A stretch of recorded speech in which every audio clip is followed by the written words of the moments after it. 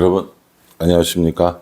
7월 11일 화요일 넘치는 우리 교회 EQ 72일차 시작하도록 하겠습니다.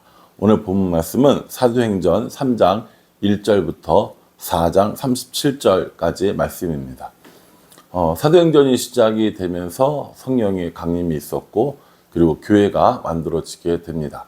아름다운 초대교회 그 공동체는 계속해서 부흥되고 있었습니다.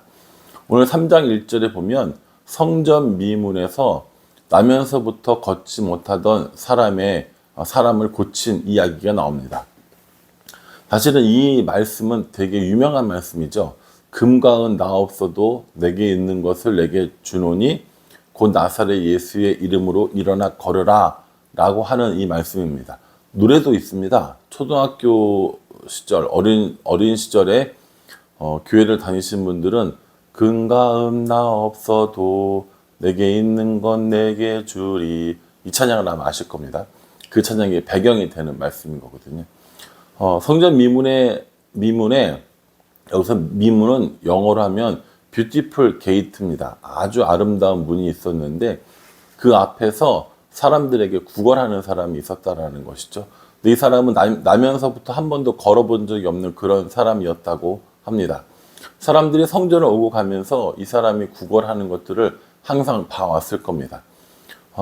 그날도 기도하러 올라가는 베드로와 요한을 그 한 번도 걷지 못한 그 사람이 쳐다보면서 뭘 좀 달라고 이렇게 얘기를 했겠죠. 근데 베드로가 뭐라고 얘기했냐면 금과 음은 나한테 없고 내게 있는 나사렛 예수 그리스도의 이름으로 일어나 걸어라 라고 하는 장면이 나옵니다. 그래서 그 사람이 일어나서 하나님을 찬양하는 모습을 보여주고 있는 것이죠. 여러분, 이게 오늘날 우리들의 삶 가운데 일어났다고 생각해 보십시오. 이게 큰일입니까? 작은 일입니까? 엄청 큰일인 거죠. 성전 미문에 앉아서 사람들에게 구걸하던 걸 많은 사람들이 알고 있었어요. 그런데 그 사람이 일어나서 걷게 되었다라는 거죠. 그러니 사람들이 몰려와서 이것이 어떻게 된 일인지 막 보면서 구경을 했을 거 아닙니까? 그래서 베드로가 이제 솔로몬의 행각이라고 하는 그 정자 같은 곳에서 사람들에게 설명을 합니다. 이 사람들아, 너희가 왜 우리를 주목하느냐? 이건 나사렛 예수 그리스도의 이름으로 행해진 일이기 때문에 우리가 아니라 예수님께 주목해야 된다라고 이야기를 하고 있습니다. 15절 말씀에 보면 뭐라고 이야기를 하냐면 생명의 주 14절부터요. 너희가 거룩하고 의로운 일을 거부하고 도리어 살인한 자를 놓아주기를 구하여 생명의 주를 죽였도다. 그러나 하나님이 죽은 자 가운데서 그를 살리셨으니 우리가 이 일의 증인이라 라고 이렇게 이야기하고 있습니다. 누구를 말하고 있는 거예요? 예수님 말하고 있는 것이죠. 생명의 주를 너희가 죽였다라고 이야기를 하면서 그러나 하나님이 그 예수님을 다시 살리셨고 우리가 이 일의 증인이다라고 이야기를 하는 겁니다. 이 일로 인하여서 많은 사람들이 예수님을 믿게 되고 하나님 앞으로 돌아오게 됩니다. 이렇게 능력이 나타나고 하니까 이걸 좋아하고 하나님을 찬양하는 사람만 있는 것이 아니라 싫어하고 또 시기하는 사람들도 나타나게 됩니다. 이것이 이제 4장에 나오는 사건들입니다. 4장 1절에 보면 사도들이 백성에게 말할 때 제사장들과 성전 맡은 자와 사두개인들이 이르러 이렇게 얘기합니다. 제사장과 성전 맡은 자와 사두개인들이 이르러서 보니까 사람들이 많이 모였는데 그 사람들에게 이 제자들이 뭘 가르치고 있냐면 예수님의 부활을 가르치고 있는 겁니다. 여러분이 전에 한번 살펴보았지만은 사두개인들은 부활이 없다고 믿는 사람들입니다.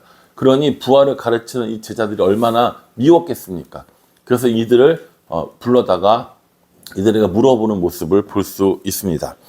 7절에 보면은 사도들을 가운데 세우고 묻되 너희가 무슨 권세와 누구의 이름으로 이 일을 행하였느냐라고 얘기합니다.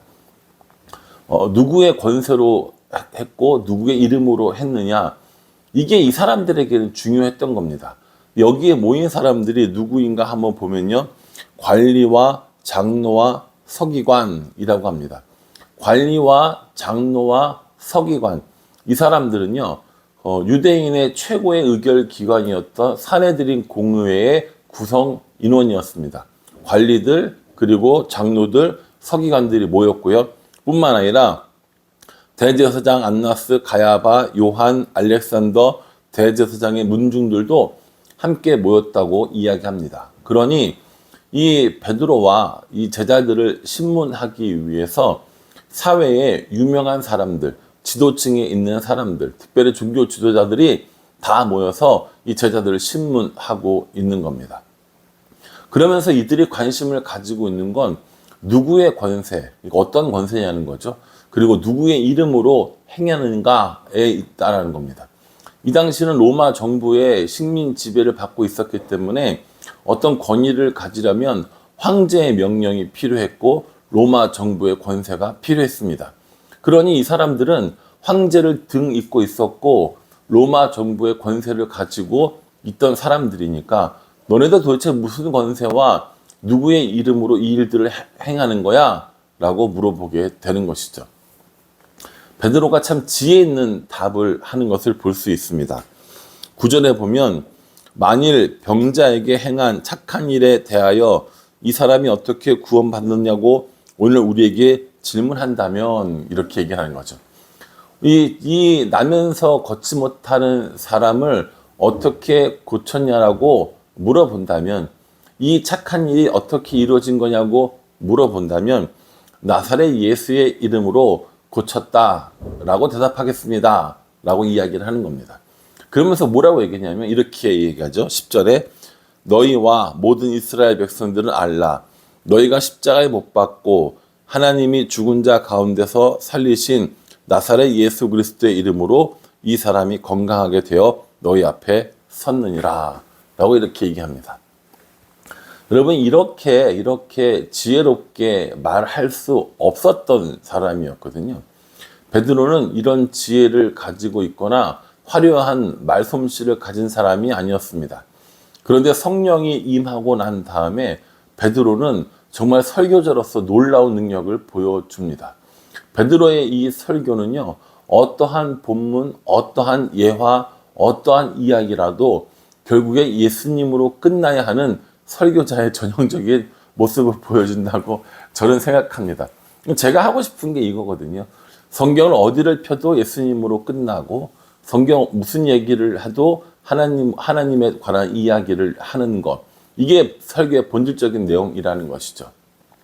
이 착한 일에 대하여 너희가 어떻게 됐냐고 물어본다면 나사렛 예수의 이름으로 이것이 고쳐졌는데 이 나사렛 예수는 너희가 십자가에 못 박았고 하나님이 다시 살린 분이다 라고 이야기를 하고 있는 겁니다. 이 베드로의 설교야말로 정말 설교의 정수고요. 가장 설교자로서 본받고 싶은 설교라고 설교를 하는 저는 생각합니다. 그래서 이렇게 하니까 이 관리들이, 이 대제사장들이나 종교 지도자들이 이걸 좋아할 리가 없지 않습니까?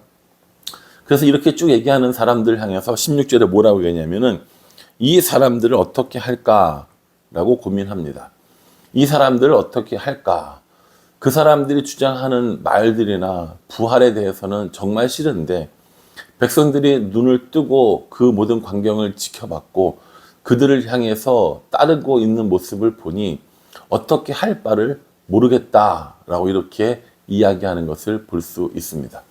결국에 이 종교 지도자들은 베드로와 그 제자들에게 예수의 이름으로 일하지 말 것을, 예수의 이름으로 가르치지 말 것을 이야기하면서 놓아줍니다. 그런데 그 베드로가 그 유명한 말씀을 하게 되는 것이죠. 19절에 베드로와 요한이 대답하여 이르되 하나님 앞에서 너희의 말을 듣는 것이 하나님의 말씀을 듣는 것보다 옳은가 판단하라. 우리는 보고 들은 것을 말하지 아니할 수 없다라고 이렇게 이야기를 합니다. 여러분, 이 베드로와 그리고 제자들이 이 관리들과 이 종교 지도자들 앞에서 이렇게 담대하게 이야기할 수 있는 것은 이들이 증인이기 때문입니다. 눈으로 보았고 확인했고 그러므로 인해서 예수님에 대한 아주 강한 확신을 가지고 있었을 뿐만 아니라 성령이 임함으로 말미암아 이들은 이제 말씀을 전하는 일에 두려움이 없었다라는 것이죠. 그러니 사람 말을 듣는 것, 너희 말을 듣는 것이 옳은지 아니면 하나님의 말씀을 듣는 것이 옳은지 너희가 생각해 봐라 라고 이렇게 말씀하고 있습니다. 저도 사실은 설교를 하면서 이런 유혹을 많이 받습니다. 하나님 말씀을 하나님 말씀으로 전하는 일에 있어서 때로는 가끔 두려울 때도 있습니다. 이 두려움은 두 가지 이유에서 나옵니다. 첫 번째는요, 내가 이 말씀을 제대로 지키지 못하는데 내가 어떻게 이런 설교를 할까라는 것에 대한 두려움이고요. 두 번째는 내가 이렇게 이야기를 하면 사람들이 싫어할 텐데 사람들이 좀 듣기 좋은 얘기를 하면 안 될까라는 생각 때문입니다. 그래서 나 자신의 부족한 모습 때문에 그리고 다른 사람들이 듣기 싫어할 것 같아서 설교 말씀을 강하게 올바르게 이야기하지 않고 적당한 수준에서 타협하며 설교할 때가 있다고 생각을 합니다. 다른 사람이 그렇다는 게 아니고요. 제가 그렇다는 겁니다. 곰곰이 오늘 이 말씀을 묵상하다 보니 하나님 말씀을 올바로 선포하는 일의 중요성을 다시 한번 깨닫게 되고요. 또 하나님 말씀을 올바로 묵상하는 일의 중요성을 다시 한번 생각해 보게 됩니다. 우리는 가끔 말씀을 묵상하거나 또 설교를 하거나 할 때 나에게 좋은 말씀, 내 귀에 달달한 말씀들은 아멘으로 받지만 내 마음을 찌르거나 내 영혼을 치는 말씀에 대해서는 잘 받아들이지 못하는 그런 모습들을 보게 됩니다. 오늘 이 말씀을 통해서 하나님 말씀을 듣는 것, 그리고 사람의 말을 듣는 것, 하나님을 기쁘시게 하는 것, 사람들을 기쁘게 하는 것, 이 둘 중에 어떤 것을 선택해야 되는가라는 그런 고민을 다시 한번 해보게 됩니다. 사실은 고민이 아니라 정답은 이미 알고 있죠. 그럼에도 불구하고 정답대로 살아가지 못하는 저의 모습이 좀 부끄럽다는 생각을 하게 됩니다. 말씀을 말씀으로 묵상하고 말씀을 말씀대로 선포하는 이 일들이 우리에게 주어진 큰 숙제가 아닐까라고 생각을 합니다.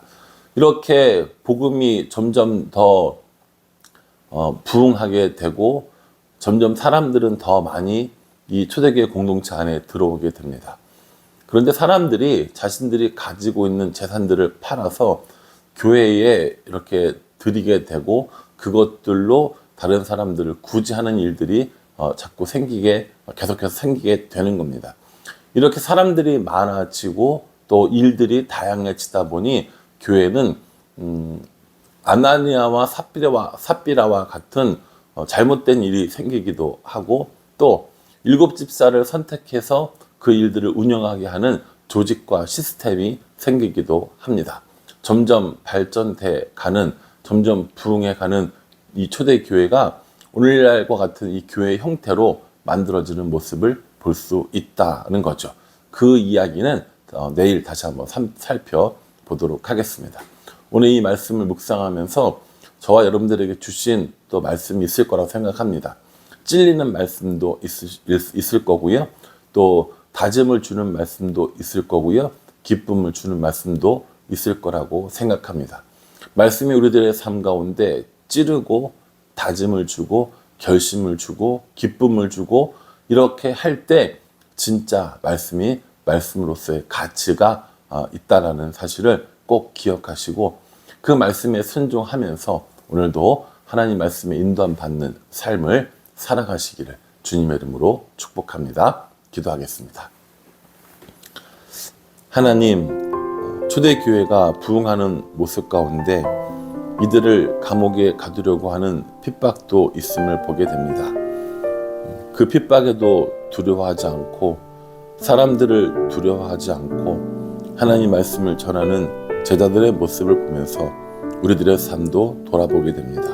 하나님, 다른 것들을 두려워하지 않고 하나님을 두려워하는 삶을 살아가는 우리 모두가 되게 도와주시고 우리 교회도 이 초대교회의 모습처럼 서로 교제하며 서로 떡을 떼며 서로 함께 모이며 서로 기쁨으로 하나님을 찬양하는 그런 교회 될 수 있도록 인도하여 주시옵소서.